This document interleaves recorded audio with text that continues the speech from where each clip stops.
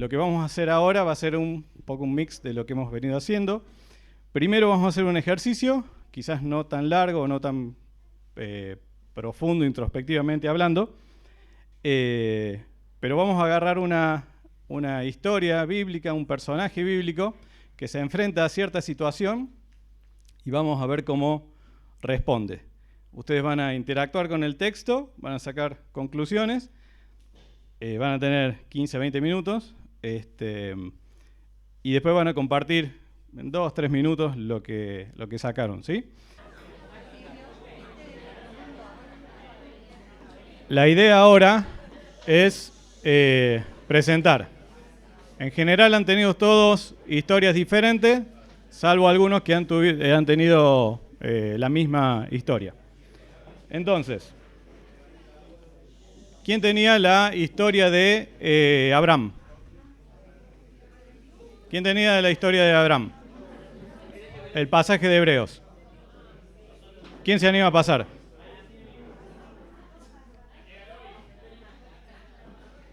Venga. Bueno, acá particularmente ahí pasa la Luli, muy bien. Bueno, vamos a hacer una aclaración antes de empezar. Vamos a exponer y tratemos de no discutir sobre, o presentar, o comentar sobre las opiniones, porque si no se va a hacer larguísimo. Entonces tomemos como las opiniones que salieron del grupo, como trabajo realizado, y después tenemos todo el campamento y toda la semana para masticar, ¿sí? Así por razones de tiempo no se nos hace tan largo. Dale, Luli.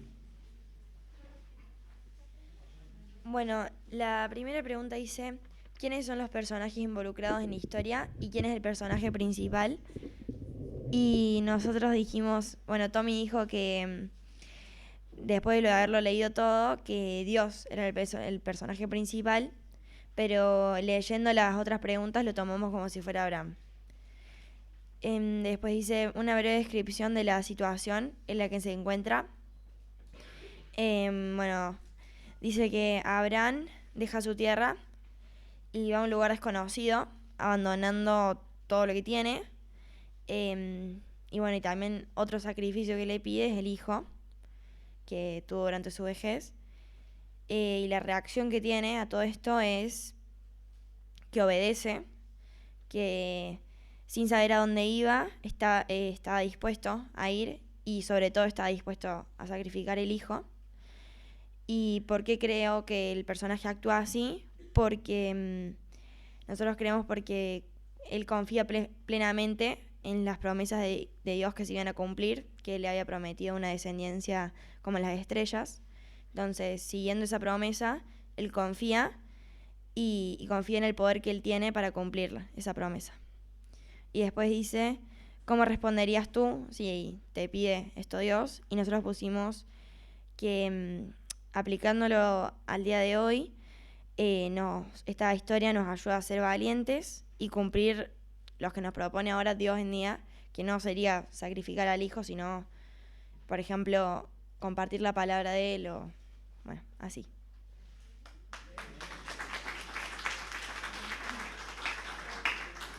¿El otro grupo quiere agregar algo más? Sí, nosotros tuvimos que volver a la... Claro, la historia está descrita. El pasaje nuestro era un poco conociendo esas historias, reflexionar acerca de lo que decía Hebreos cuando habla de los patriarcas de la fe, ¿sí? La descripción del pasaje justamente está narrando cómo había sido la vida de Abraham, que había dejado su tierra y que había tenido la promesa de tener descendencia y que Dios le pide a su hijo a través del cual supuestamente la promesa de la descendencia iba a ser la revelación de Dios, iba a ser lo que Dios iba a hacer. Entonces, las preguntas que teníamos era ¿qué reacciones tiene el personaje principal según el pasaje indicado? Y hablamos de una fe muy fuerte, una fe muy fuerte. Seguimos preguntándonos ¿por qué creemos que Abraham respondió de esa manera? Y ahí empezamos también a ver que Abraham se había mandado varias macanas, al estilo de Jacob también en su vida, y que Dios en esa relación con él fue construyendo en él esa fe. A través de las diferentes instancias donde Abraham tuvo que ser probado y tuvo que construir esa confianza en Dios que los lleva a él a hacer las cosas que las chicas estuvieron comentando. Y la última pregunta que nos decía, ¿cómo responderíamos nosotros? ¿Cómo responderías tú a los mismos pedidos de Abraham? Dijimos que seguramente no. Seguramente que no.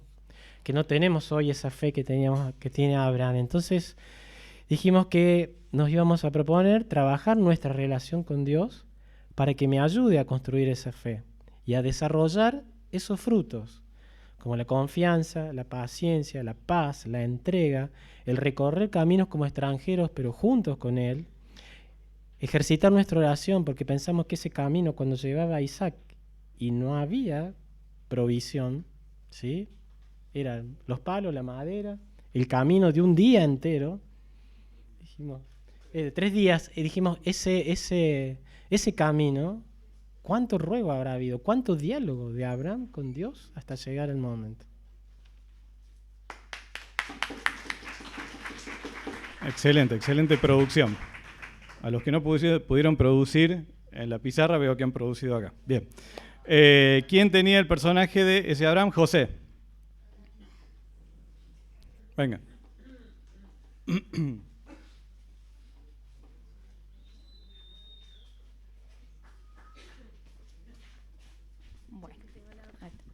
Bueno, a nosotros nos tocó la historia de José cuando él va a buscar a los hermanos y los hermanos lo habían vendido. Y bueno, el personaje principal es José y nos preguntaba que cómo reaccionaba José a eso de que sus hermanos lo habían vendido y que después ellos habían venido en busca de él para que le diera de comer porque había mucha hambre en ese momento. Y pusimos que José reaccionaba de manera pacífica y sin rencor hacia sus hermanos, quienes le habían traicionado. Y a pesar de lo que sus hermanos le hicieron, él les demuestra a ellos que pueden tener una segunda oportunidad y además él no solo los perdonó, sino que también fue a salvarlos con la ayuda de Dios. O sea, les dio de comer, aparte de ayudarlos y de perdonarlos. Y también pusimos un poco la puesta en común de cómo reaccionaríamos nosotros mismos.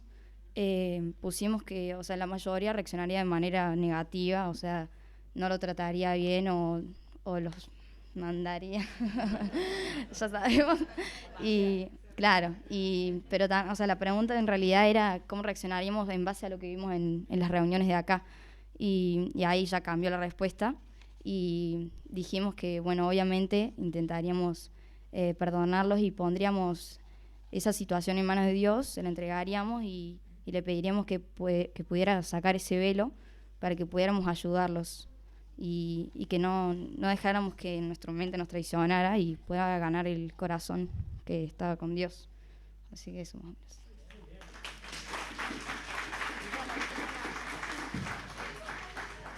Excelente ese grupo, ¿eh? Muy bien. El grupo de Vivi, que también tiene la historia de José.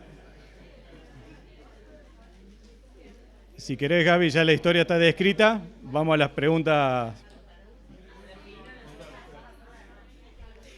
Bueno, no es lo fácil para mí expresarme, así que bueno, espero que fue muy lindo, también como las chicas los describían y creo que lo que hace falta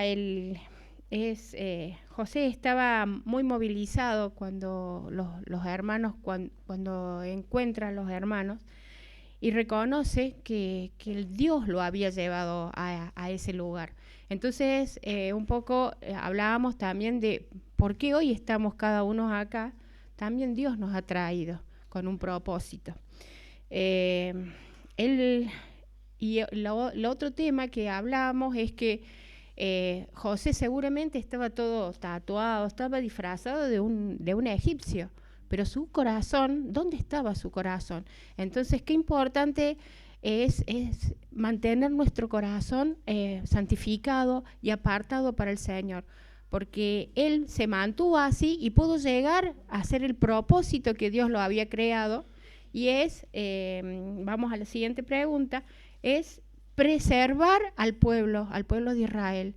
Tuvo que pasar cuántas calamidades tuvo que pasar, pero con un propósito, y eso lo ve al final. Y acá la pregunta también, como decía, ¿qué hubiéramos hecho nosotros? Y a nosotros nos costaría mucho, dijimos, ¿no? Pero con la guía también, como decían las chicas, también pensando en el campamento y todo, con la guía de Dios y su presencia, podemos acercarnos al otro con empatía, abrir el corazón y hacer este plan de Dios que tiene para cada uno de nosotros. Muy bien, muy bien, muy bien. Abraham, José, seguimos por el Antiguo Testamento. Estaba primero Samuel, ese era el Saúl, ahí estaba Saúl. ¿Solamente el grupo de Nico tuvo la historia de Saúl? Si quieren enseñar a los valientes de mi grupo. ¿Solamente Nico tuvo la historia de Saúl? ¿Nadie más? ¿No? Dale. La próxima vez mándeme la Luli o la Vicky al grupo. Bien. Los personajes de esta historia son Saúl, Samuel, el pueblo, las tropas, el ejército. Y bueno, el pueblo al que Dios los manda, porque la historia es que Dios, a través de Samuel, que era el profeta, lo manda a Saúl a que destruya a un pueblo enemigo, que es Amalek. El personaje principal es Saúl. La situación. Después de recibir esa orden, Saúl va con su ejército, con el pueblo, y derrota a Amalek, pero no obedece completamente. O sea, no destruye todas las cosas, solamente destruye lo de poco valor, lo de valor lo guarda, se lo quedan, ¿sí? El mejor ganado, las mejores cosas, incluso al mismo rey no lo matan, al rey del otro pueblo. Samuel le hace saber que pecó, que hizo mal, que desobedeció a Dios, porque Dios dice eso, que él desobedeció. Y Saúl se justifica, usa excusas. Primero, bueno, eso viene en realidad en la pregunta que sigue, ¿no es cierto? Que es, ¿qué reacciones tiene el personaje? Lo primero es que no hace lo que lo mandan a hacer porque lo hace a medias. La segunda es cuando lo confrontan con que no había cumplido la orden, dice que sí obedeció. O sea, lo primero que él dice es cumplir la orden y no lo había hecho. Después se justifica, le echa la culpa al pueblo. El pueblo es el que se quedó con las cosas y guardaron las cosas. Y finalmente pone la excusa de decir, lo hicimos para dar sacrificio a Dios a esto. Pero en definitiva no había cumplido la orden. Y al final de todo sí reconoce su error, le pide perdón a Samuel, pero no se arrepiente delante de Dios. ¿Por qué crees que el personaje actúa así? Se ve bastante claro en el pasaje de que lo hace un poco por temor, o sea, temor de que lo que los otros iban a pensar, por la presión del pueblo, también quizás, y no quiere reconocer su error y que eso le quite reconocimiento de parte del pueblo. En base a lo visto y aprendido y recordado en el campamento, ¿cómo responderías tú? Acá charlamos bastante de esta pregunta. Las primeras conclusiones que sacamos es que sabemos que la obediencia debe ser completa, que digamos, la obediencia a medias es desobediencia. Segundo, sabemos que la forma de hacerlo es creerle a Dios lo que Dios nos dice, ¿sí? Y por último, la conclusión con respecto a lo vivido en el campamento es que en su presencia, en la presencia de Dios, esto no es un imposible, sino todo lo contrario. ¿Está? Ahí se. Muy bien, seguimos Saúl, después viene Reyes, Elías. ¿Ustedes tienen Elías, Russo? Asa, después viene Asa. Elías, vamos. ¿Quién más tenía Elías? ¿Nadie más? Así decimos idem. Bueno, en el grupo nuestro también hubo pánico escénico. Y eso que hablan hasta por los codos, pero bueno. Les voy a pedir que ustedes aporten. Bueno, la escena y los protagonistas. Estaba el pueblo de Dios como escenario, un tiempo de mucha sequía, un tiempo de mucha violencia y un rey que estaba dando prioridad a muchos otros profetas. Y en el medio de todo ese escenario estaba el profeta Elías como el único profeta que había quedado vivo, profeta de Dios, ¿no? Entonces, la escena es que Elías se encuentra con 450 profetas de Baal y él solo representando al Dios viviente. Que dice como prueba para que el pueblo vea quién era el rey verdadero. Manda construir un altar. ¿Qué dije yo? Ah, el Dios verdadero. Bueno, ustedes me entendieron. Manda construir el altar y dice, traigan los toros. Traigan 2 toros, preparen, metan mucha leña, metan. Y él va a hacer lo mismo. Y se van a poner ahora los 2 grupos y van a pedir a cada uno, a sus dioses, que mande fuego, nada de estar poniendo el magiclick. Dios tiene que encender esto. Los profetas de Baal piden, lloran, ruegan y qué sé yo, y los toritos siguen ahí. Entonces, Elías ora pidiendo a Dios que mandara fuego, y el fuego es contundente. Mueren los toros, tanto es el fuego que hasta derrite las piedras. Bueno, el pueblo se arrodilla reconociendo al Dios verdadero.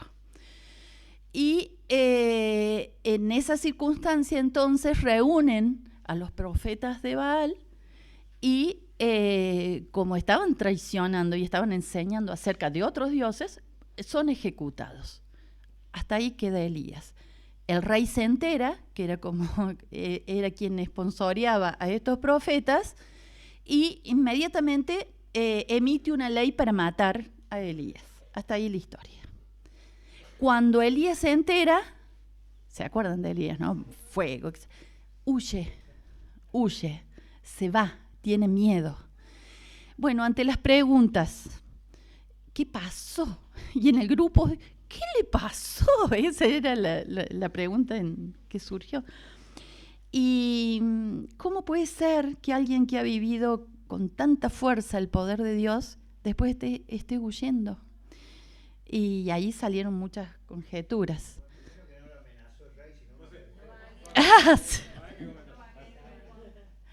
Bueno, la cuestión es que en ese momento la pregunta es qué estaba pasando con Elías, qué pasaba en su interior.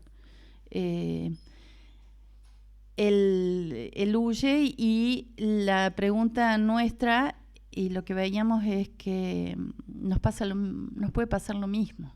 Podemos ver tantas manifestaciones de Dios en nuestra vida y que fue el momento en que Elías apartó los ojos de Dios y se miró a sí mismo y miró las circunstancias.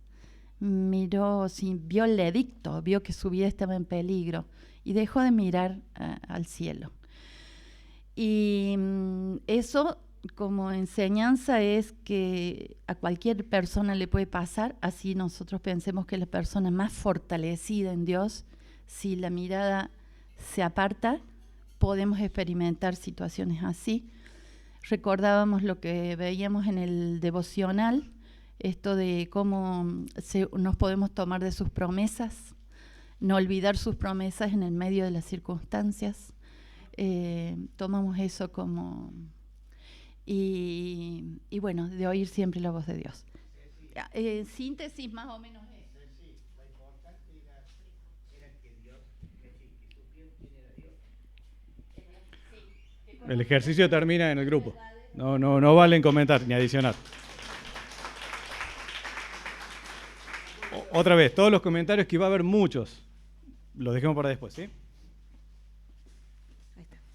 Bueno, es el mismo pasaje y nosotros nos quedamos pensando mucho en que Elías dice en un momento, quiero morirme, y se ve una angustia muy fuerte y empezamos a hablar, bueno, de la depresión, qué pasa cuando el cristiano se deprime, si es posible que un cristiano se deprima, y que, bueno, pensamos que es algo que no estamos exentos, que nos puede llegar a pasar y que puede ser una lucha también, en la que también hay que llevarla a los pies del Señor.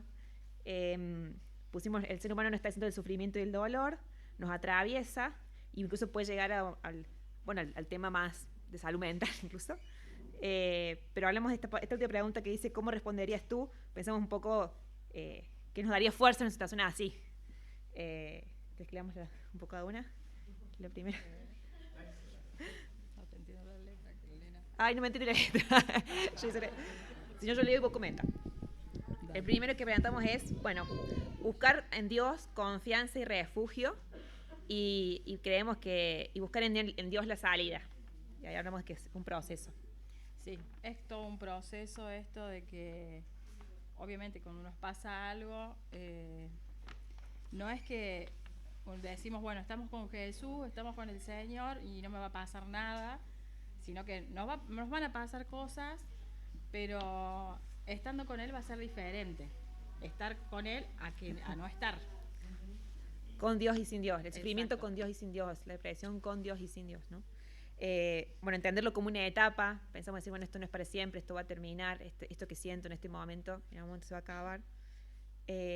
Pusimos también que Dios a veces nos hace pasar por esperas, o estas no respuestas a la oración, no respuesta inmediata, y que nos quiere enseñar algo en esa situación. Nos pensamos que quizás a Elías le pasó esto porque hay algo que Elías tenía que aprender en su corazón también.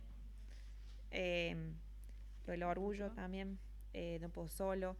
Pensamos que también esto a Elías seguramente le quebrantó su orgullo o su yo puedo, porque capaz salió súper empoderado de la situación del fuego, y digo, el Señor siempre recordándome que lo necesito y de que en cualquier momento se puede caer todo. Hablamos mucho de la pandemia y de cómo nos estabilizó en muchas cosas y nos sentimos identificados con Elías, es decir, creí que estaba todo allá arriba y capaz que el Señor dijo, no, todo puede acabar en un minuto, no pierdas la mirada de allá arriba, ¿no? Dios quiere mostrarnos que es a su manera y no la nuestra. Capaz que Elías pensó, listo, acá se acabó todo, acá se olvidan de Baal, y el Señor tenía un camino pensado para él. Nos reíamos porque decíamos, quiero morirme, y al final no murió nunca. Digo, ni esa le cumplió. Era la manera de Dios. Claro. Es como que él dijo, ya está, hasta acá llegué, me quiero morir, pero no. Sí. Que, bueno, que Elías Dios se lo llevó al final y no murió, entonces por ahí viene el chiste. Perdón. Es cierto. Y bueno, y pensamos como siempre, que siempre tenemos que recordar lo que Dios ya hizo, que fue un poco lo que hicimos ayer en la tarde, y porque lo volverá a hacer, como decir, que eso que pasó, acababa de pasar, que Él viene y se deprime, que lo recuerde y que se acuerde. Es el Dios que prendió el fuego, es el Dios que mostró su poder. Bueno, recordárnoslo todo el tiempo, para también ayudarnos a salir adelante. ¿Algo más? ¿No? Listo, gracias. Muy bien. Excelente producción. Elías, después viene Asa. Ahí sí, me toca Asa. ¿Quién más tiene Asa? El rey Asa. Además, bueno, son los únicos, así que tienen la verdad de la historia.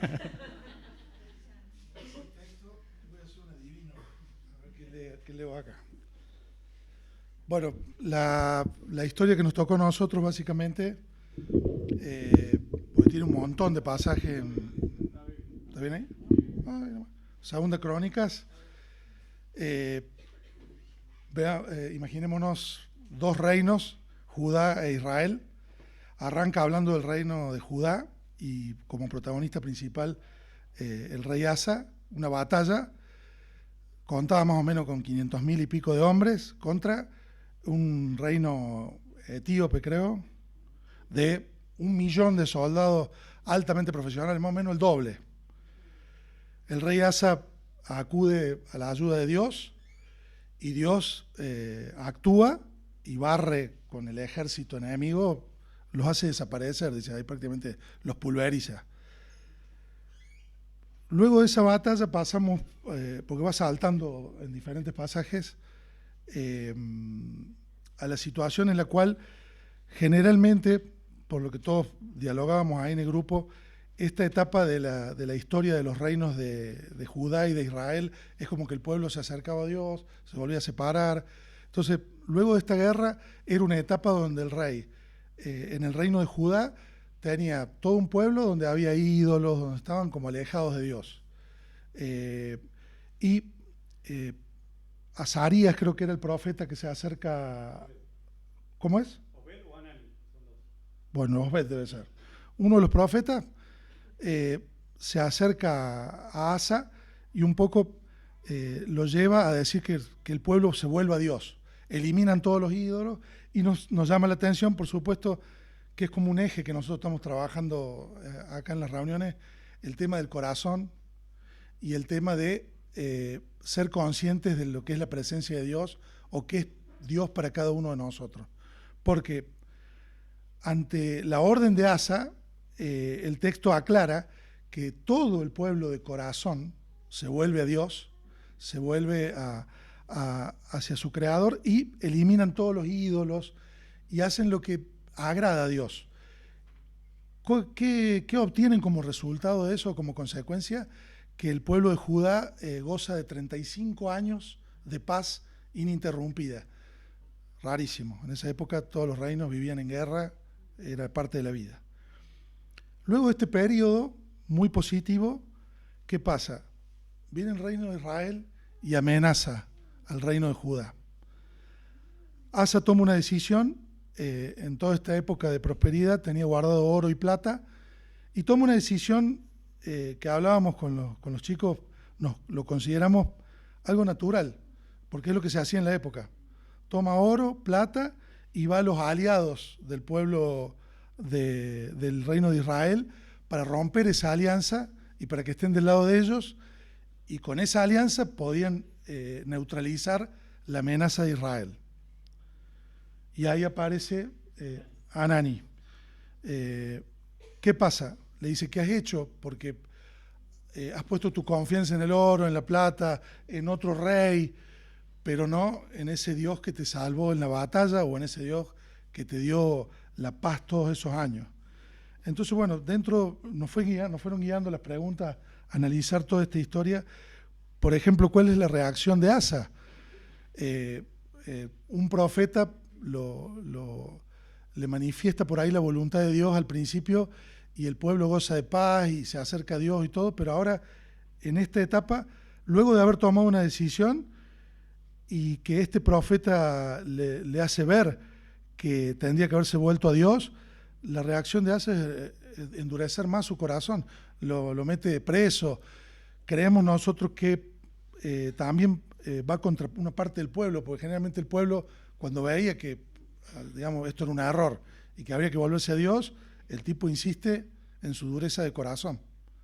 Y un poco ahí termina la historia o esta parte de estos pasajes, y dentro de las preguntas nos preguntan que en base a lo visto, aprendido y recordado en el campamento, ¿cómo responderías tú? Nosotros un poco analizamos también que en nuestra vida cotidiana surgió, por supuesto, la frase, yo me levanto todos los días y pongo todo en manos del Señor. Y sí, es muy lindo eso, pero realmente ponemos cada cosa o cada problema grande que tenemos en manos de Dios antes de tomar nosotros la decisión. Y un poco, bueno, concluimos entre todos que va de la mano de eso. ¿Qué tenemos en el corazón? Y cómo ponemos las cosas en manos de Dios. Porque a veces surgió una idea muy interesante, el grupo es bastante diverso. Diverso y disperso. Por ejemplo, tomamos una decisión, porque decimos, por ejemplo, poníamos lo del rey. El Señor me bendijo, 35 años de paz, y me dio este oro, esta plata, voy a salvar a mi pueblo con esto. Pero estoy haciendo todas cosas que las manejo yo, no puse nada en manos de Dios. Y estoy agradeciéndole a Dios por sus bendiciones. Entonces un poco nos hizo reflexionar de cómo nos dirigimos a Dios, dónde está Dios en nuestra vida y dónde está puesto nuestro corazón. Y si tenemos la paciencia, a veces, que es lo más difícil, de poner algo en manos de Dios y esperar que Él nos responda. No vivimos la época por ahí que va a pulverizar 1 millón de personas en nuestros ojos, como lo vio Asa. Pero estamos convencidos y dimos ahí ejemplos personales de que si uno espera en Dios, que Dios muestre, de alguna forma Dios nos va a mostrar qué es lo que tenemos que hacer. Y si lo ponemos de corazón en manos de Él, aunque no haya algo extraordinario, ni caigan cosas del cielo, vamos a saber de corazón y con la paz de Dios qué es la decisión correcta o la que Él bendice, o lo que nos está guiando a hacer. Un poco eso fue la...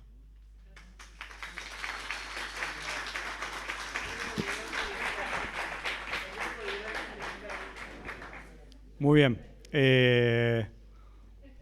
Terminamos la historia del Antiguo Testamento y creo que quedan dos del Nuevo. Una es de la multitud, de Juan 6. Ahí, esos dos. Los que seguían a Jesús, en realidad es El texto nuestro empieza con la historia de la alimentación de los panes y los peces. Muchos la conocen. Está Jesús, ve que se acerca una multitud, pregunta qué les vamos a dar de comer. Uno de los discípulos dice, no nos alcanza ni con el sueldo de no sé cuánto tiempo. Y entonces viene un niño, no sé si es en esta misma historia, y viene con el pan y los peces y Jesús multiplica y la multitud se alimenta. Y de ahí salta al día siguiente, Jesús está solo y se acercan nuevamente y Jesús les dice, y ahí les hace todo un planteo como profundo sobre sus intenciones.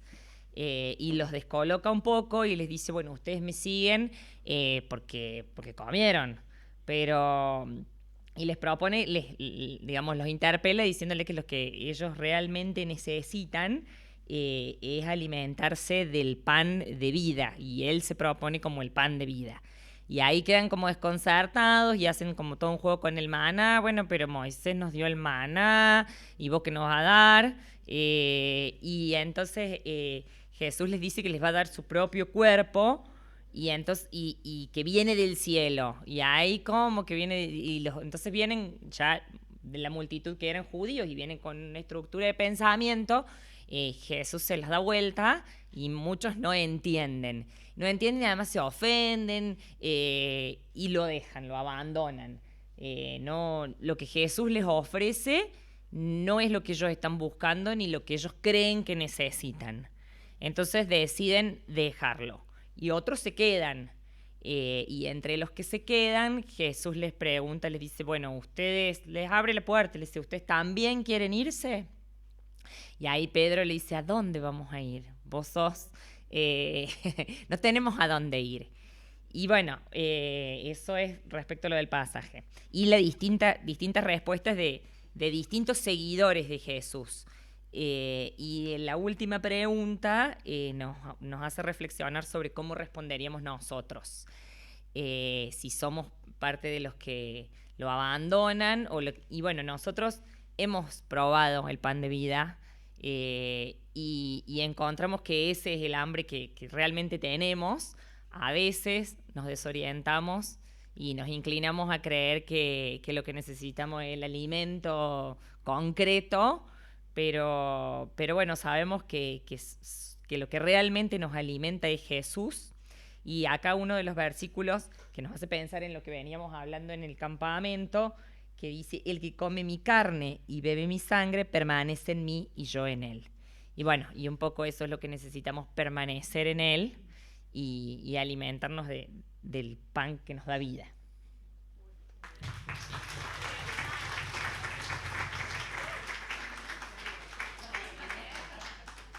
Muy claro, espectacular. Tenemos el mismo pasaje, así que ya está todo dicho.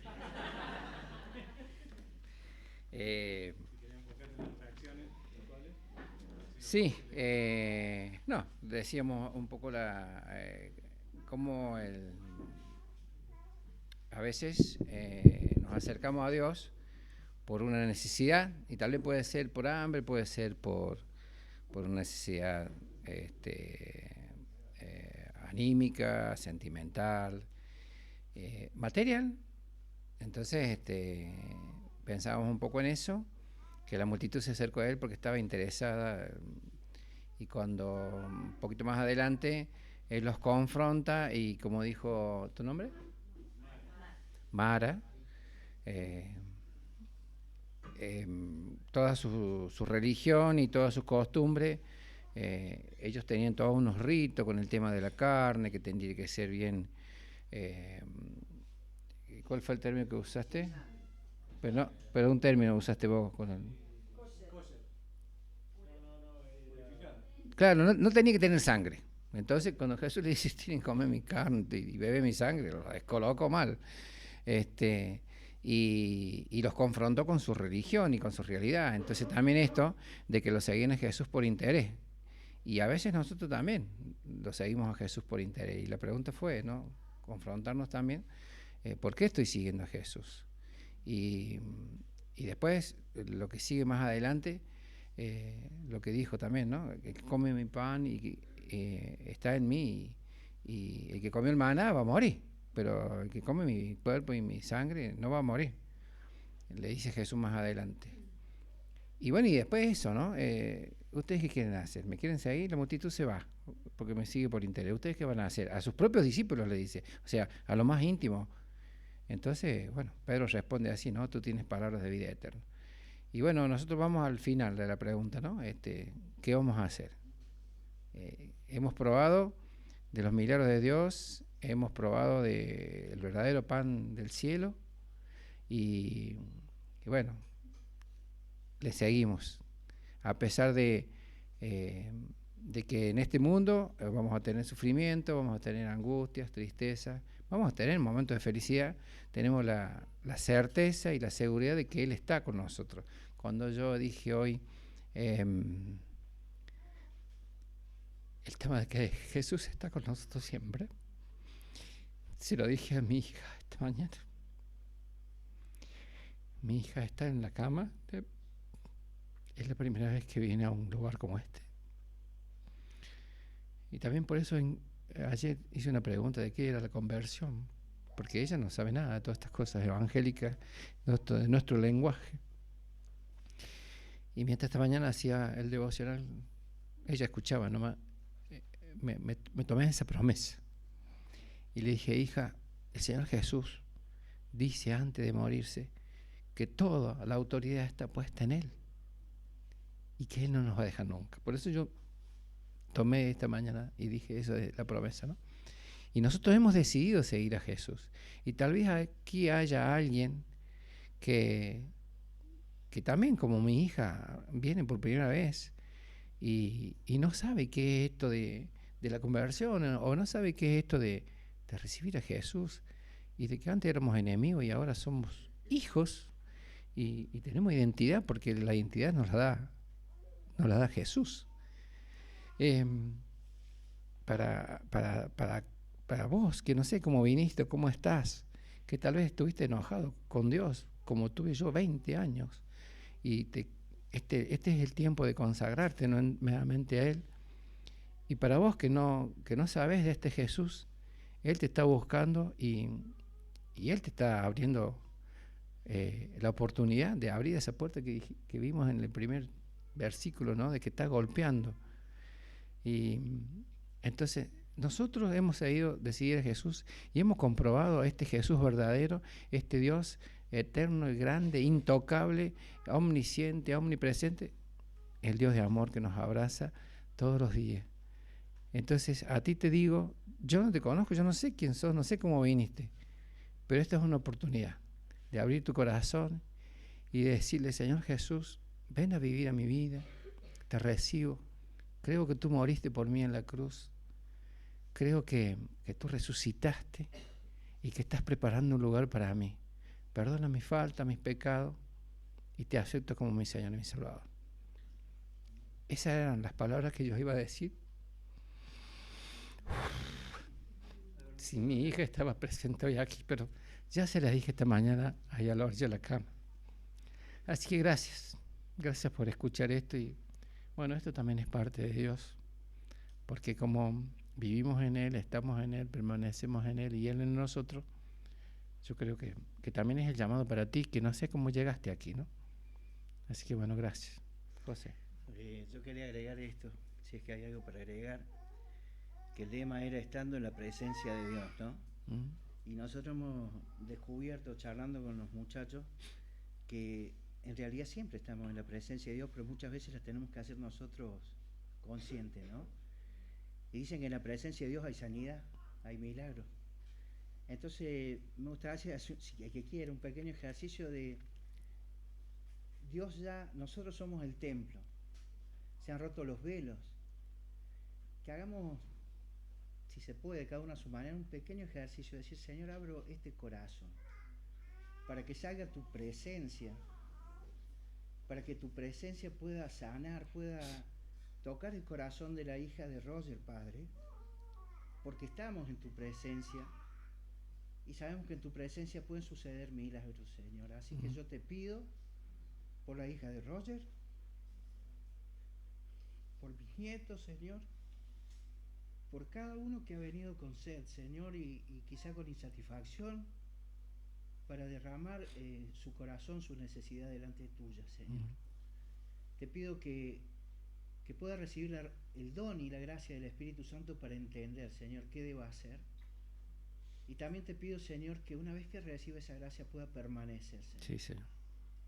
Porque estamos en un camino hacia conocerte en plenitud, Señor. Por favor, derrama tu Espíritu Santo y ayúdanos a permanecer, Señor, a ser fieles, a saber que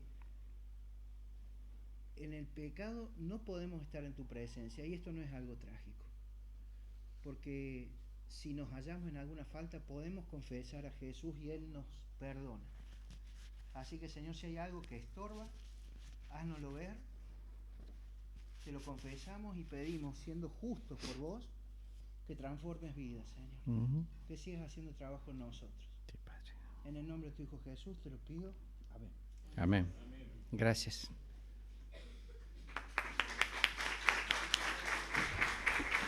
Bueno, y el último personaje, Jesús. ¿Quién era? El grupo de Leo y Andrés. Y el grupo de Mariana y Agos. La señalan Agos. Vení, Agos.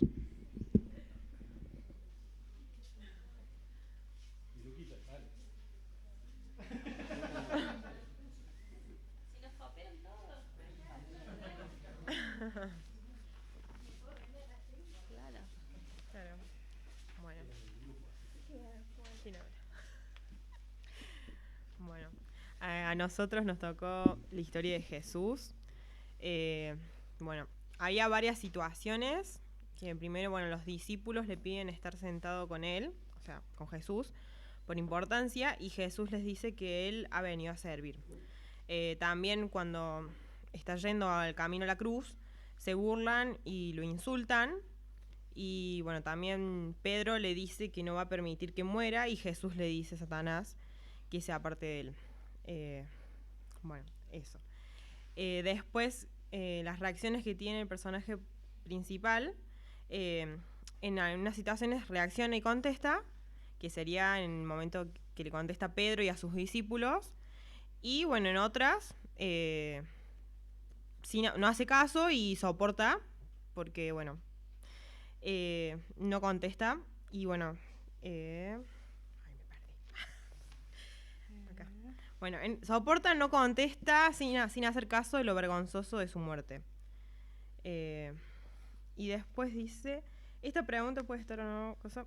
Nosotros creemos que él contesta así, porque reacciona de esa forma, porque sabía que después del sufrimiento iba a tener gozo y alegría, y conocía la voluntad del Padre, veía las cosas como Dios las ve. ¿Quieres agregar? Si quieres agregar hoy, pues yo digo... La última nomás voy a agregar. En la última que dice cómo responderías tú, imagínate que estás muriendo por alguien y que viene y que te escupe, te dan ganas de refregarle, digamos, la obra que estás haciendo, y es muy difícil de imaginar eso.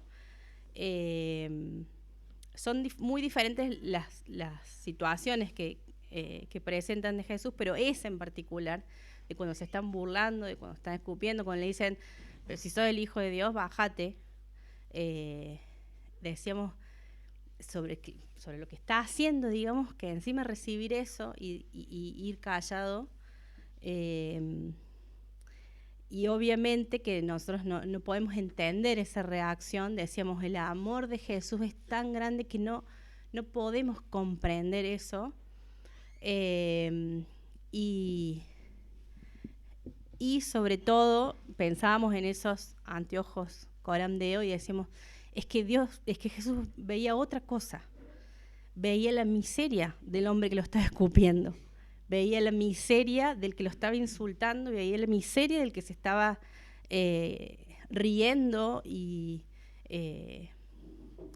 estaba haciendo leña, digamos, de ese fuego, y no veía, no escuchaba el insulto, sino que veía a una persona que se iba, que no lo iba a conocer, que no iba a entender nunca lo que es estar apartado toda la eternidad de Dios.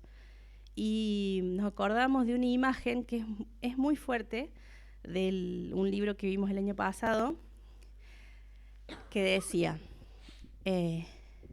¿vos te casarías con una persona que te insulta, que te maltrata, que físicamente te parece desagradable, que te basurea, que te ignora?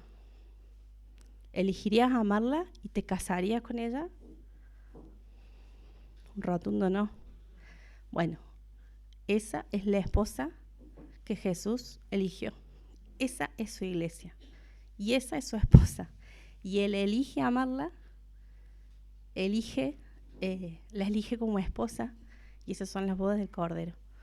Y esa imagen de un amor tan grande no nos entra en el entendimiento, y decíamos, si Dios no lo pone en nosotros, no hay chance.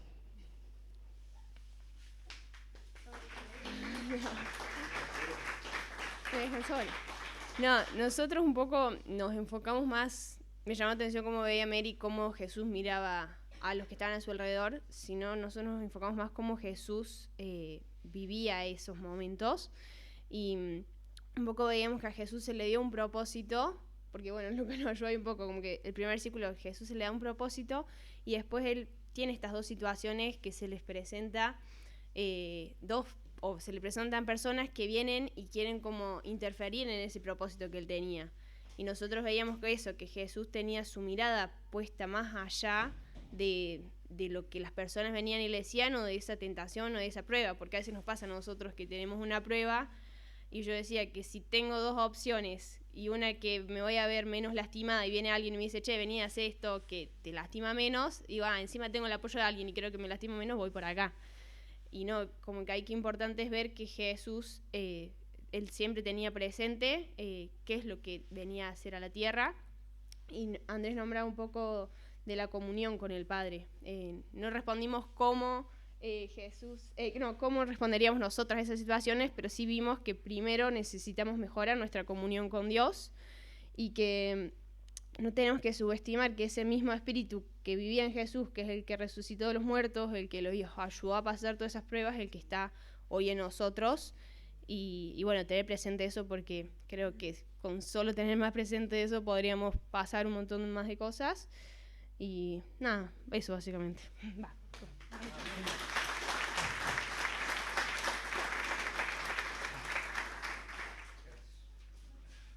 Bueno, terrible producción, ¿eh? Creo que se estiró un poquito, pero mereció la pena, ¿no? Por lo menos yo lo disfruté sentado desde ahí. Vale, ¿me das una manito con...? No le veo la Vale. Acá está. Dame una manito con la compu. Entonces, para hacer una reflexión final. Lo que vimos y lo que experimentamos con estas historias son historias de personas como vos y yo. No son ni más ni menos diferentes, expuestos a situaciones quizás que no nos pasan, pero regulares en la vida, como decía el Toti. Bueno, no vamos a estar expuestos a la guerra contra un reino, pero sí estamos expuestos a decisiones, a qué tomar. Lo vemos en todos los personajes. A lo que hablamos con el Marce, estas situaciones puntuales no definen a la persona, no definen cómo era la persona, sino la idea era ver cómo reaccionaron en un pequeño instante, ¿no? ¿Querés ponerla?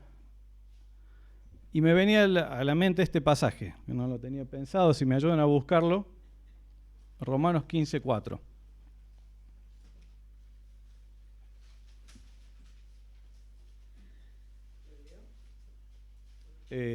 Dale. Todo lo que antes se dijo en las Escrituras se escribió para nuestra instrucción, para que con constancia y con el consuelo de ellas recibamos y tengamos esperanza. ¿Para qué están todas estas historias puestas ahí? Para enseñarnos. Para tener esperanza. Hemos sacado la conclusión, creo que transversal entre todos los grupos, que sin su espíritu es imposible elegir bien. Hemos visto a lo largo del campamento en esta intimidad qué significa la intimidad. Espero que les haya quedado ese concepto al menos picando. Pero cómo en la intimidad con Dios las cosas se ven de diferentes maneras, con otros lentes, como los vería Jesús. Como quizás cantábamos en algunas canciones, dame un corazón que ame más, dame esos lentes, esa mente de Cristo. Vemos cómo Roger invitaba a aquellos que aún no conocen a Cristo a venir a sus pies, a entregarse y derramarse, a decir, acá estoy. No viene, esta es la diferencia de nuestro Dios con cualquier otra deidad. No existe otra deidad como Dios que te venga a pedir algo. Él se acerca y dice, vení. Nos llama, como decía Nico, te llama, te convoca, te invita. No te pide que le prendas velas, no te pide que traigas, voy a citar San la Muerte, que le pongas un cigarrillo. No te pides que hagas procesiones. No te pides que te hagas una imagen o una imagen a Él y te rindas ante Él, ante esa imagen. Sino que confíes en esa promesa. Por eso nuestra intimidad con Dios moldea, porque su espíritu la moldea, nuestra manera de ver el mundo, de actuar. Con Marita hablábamos, la vez pasada hablamos de la crianza de nuestros hijos. ¿Cómo hacemos ese coremdeo cuando nuestros hijos se portan mal o no encontramos la solución y vemos un futuro por ahí oscuro o desesperanzado? ¿Cómo hacemos para vivir coremdeo ante esa situación particular? Pero Dios nos llama, porque su palabra se ha escrito, el Señor la ha dejado amorosamente para nuestra instrucción, nuestra enseñanza y para que encontremos, dice la Reina Valera, consuelo en ella. Entonces el hilo conductor entre todas estas era cómo reaccionaba cada uno. Algunos reaccionaron en oposición a Dios, otros reaccionaron primero favorable y después en oposición, y otros reaccionaron, en estas, otra vez, son situaciones particulares, no que toda su vida haya sido descrita así, en favor de lo que Dios quería. ¿Y por qué? ¿Cuál es el siguiente? Me falta un poquito, todavía no. ¿Por qué esas personas decidieron y por qué nosotros hemos compartido que queremos venir? Porque aquel que las promete, aquel que las ofrece, certifica que así será. ¿Cómo? A ver, mostrame, a ver. Nuestra racionalidad no está ajena a nuestra espiritualidad o corazón. Nosotros vamos a aquello que nos convence. ¿Sí? Aquellos que solemos invertir en la bolsa, nos confiamos en una empresa grande para decir, bueno, esta tiene capacidad de rédito, ¿no? Aquellos que confiamos en un colegio para nuestros hijos, bueno, este colegio va a ser bueno para nuestros hijos. Y siempre hacemos nuestra ponderación en base a un resultado o algo que nos certifica. Bueno, este Dios que empezó, como vimos, prometiendo a Abraham algo, lo cumplió. Este Dios que profetizó a personajes, a reyes, a pueblos, lo cumplió. Se lo dijo en Deuteronomio y vemos cómo lo que Dios le había dicho en Deuteronomio en la época de Moisés, 700 años después se cumple en el pueblo de Israel. Vemos cómo este Dios que, desde Génesis 3:16 creo que es, dice que va a venir alguien que va a pisar la cabeza de la serpiente, se cumple 1500, 3000 años después, con la venida de Cristo. Vemos cómo en Isaías dice, bueno, el Mesías va a padecer así, así, así. Y se cumple. Y va a resucitar al tercer día y se cumplió. Entonces nuestro Dios certifica nuestra esperanza. No ponemos, dice Hebreos 11:11, que aquellos que la fe es confiar en eso que no se ve, pero tener la certeza que va a ser. Nuestra certeza está en este Dios. ¿Sí? ¿Y qué más nos ofrece Dios? Aparte de todo lo que hemos visto. Queríamos hacer quizás un desglose de, empezó Nico, de nuestro encuentro o reencuentro con Dios, de nuestro pasado y volver a Él. La Eri tocaba un poco de nuestra situación actual, de nuestro presente.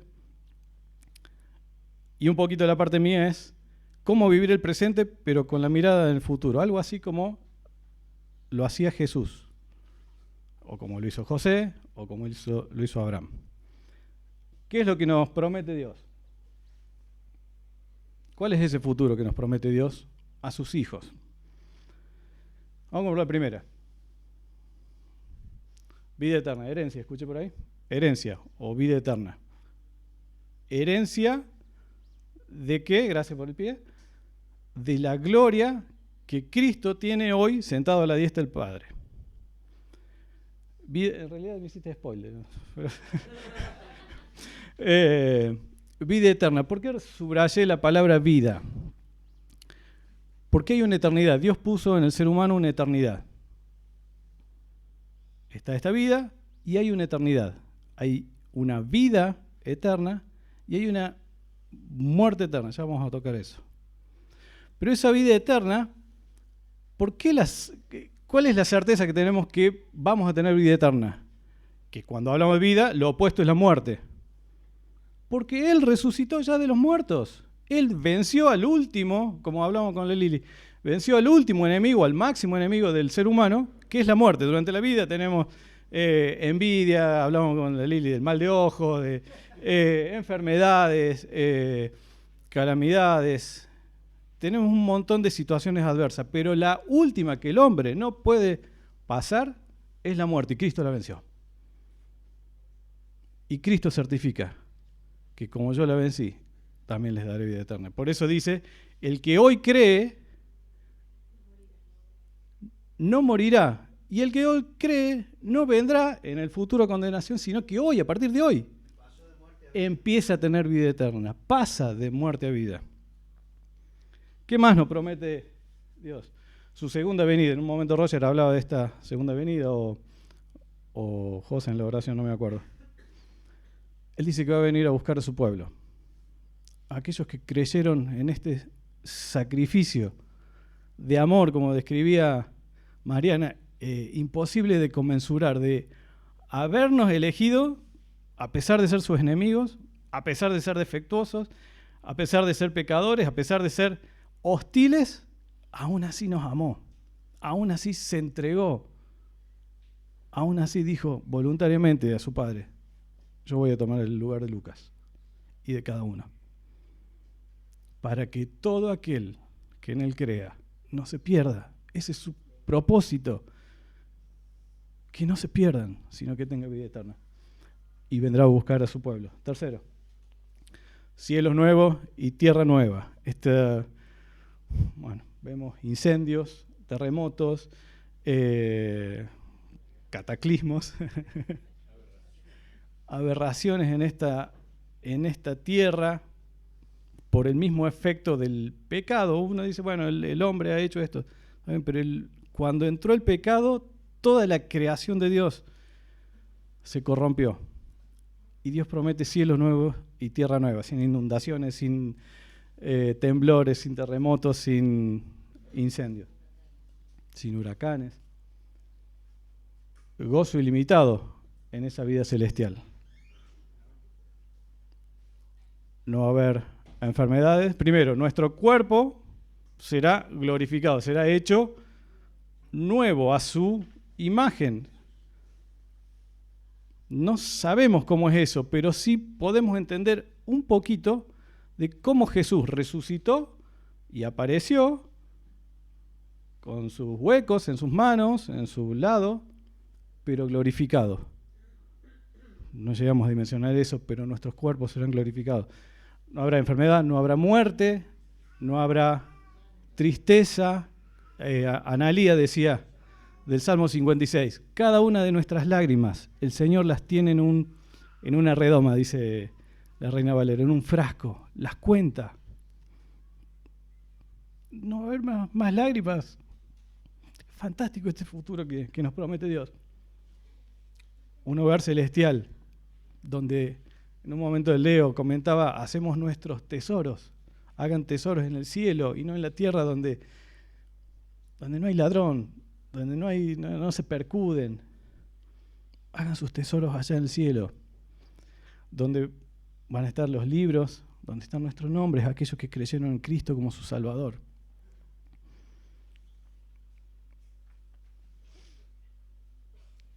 Y la última, también este rey de reyes, nos interpela y también promete, es su advertencia. Va a haber un día de juicio, donde aquellos que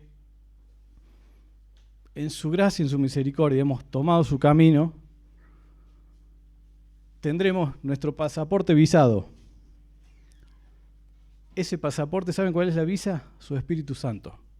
Como dice Efesios, Él es la garantía de que cuando estemos en su presencia, diga, pasa el gozo del Señor. Y lamentable y tristemente, aún hay gente que a pesar de todo lo que hemos visto y aprendido, aún así se sigue negando, sigue poniendo las excusas, las razones, las justificaciones que planteaba Nico al principio, o esas conductas de huérfano, y no se planta en las conductas como hijo. Menospreciamos o ninguneamos semejante sacrificio de Cristo. Lamentablemente va a haber una condena, Él lo promete, pero para eso estamos acá. Para eso el Señor te trajo. Dios nos ha traído hasta aquí, decía la canción, y lo hemos iniciado así el campamento. No desprecies su llamado, no desprecies su advertencia y vení a sus pies. Seguimos. Y si todas estas, acá quiero hacer un paralelo. Imagínense el espacio geográfico en el que vivimos, nuestra casa, nuestro barrio, el cole, la facu, el trabajo, los viajes, la ida y vuelta, la iglesia, ese espacio comparado con toda la circunferencia de la Tierra. Es ínfimo, ¿no? Ahora si ponemos la circunferencia de la Tierra o el planeta Tierra en la inmensidad del universo, ¿no? No se puede imaginar. Pero hubo un creador de ese universo, o sea que el creador, como dice Salmo 19, toda la creación habla del poder, de la inmensidad de este Dios que entregó a su Hijo a favor nuestro. Bueno, este universo es un breve destello, un mínimo destello del poder de Dios. Todas las promesas que dije es un mínimo destello de, como decía Sproul en el video que vimos, queridos hermanos, amados, dice la Reina Valera, ya somos hijos de Dios y aunque no se ve todavía lo que seremos después, sabemos que cuando Jesucristo aparezca, seremos como Él, porque le veremos tal como es. Ese es el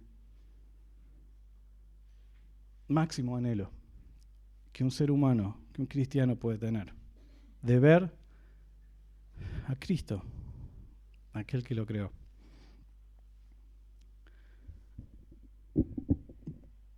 Por eso hemos apelado al llamado y lo hacemos desde nuestra poquita o mucha elocuencia, pero el Señor te llama. Cuando el Señor toca tu corazón, no. O sea, hay chance de decirle que no. Hemos visto cómo personajes le han dicho que no, pero te llama y este Señor y Rey Jesús, sobre cual Él promete que toda rodilla se doblará, creyentes y no creyentes, te llama hoy. A Él le debemos toda nuestra fe y confianza, nuestra completa y absoluta obediencia, nuestra absoluta humillación y arrepentimiento, nuestra completa y absoluta espera, hablamos de espera o paciencia, nuestra completa y absoluta adoración.